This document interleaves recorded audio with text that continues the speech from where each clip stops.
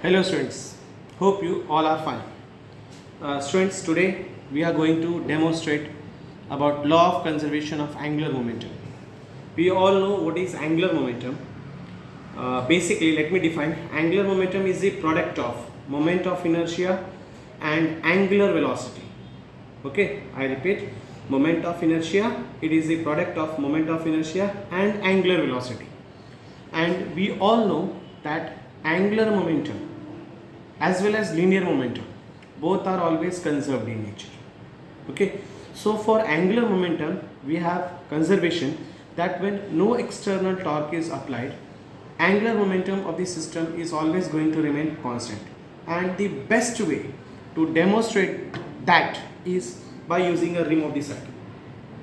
Okay, so this is what we have taken, just a cycle ring.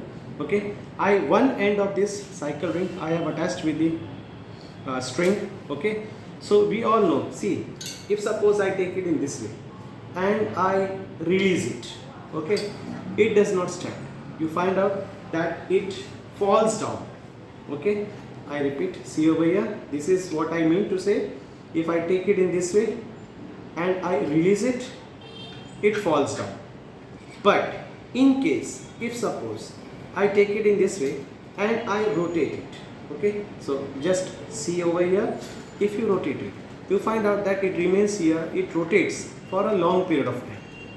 Okay, and it continue to rotate, if suppose I continuously apply a force. Okay, so it continue to rotate, means it does not fall down. This is the best example for the law of conservation of momentum. Okay, law of conservation of angular momentum. This is one of the best example and the demonstration.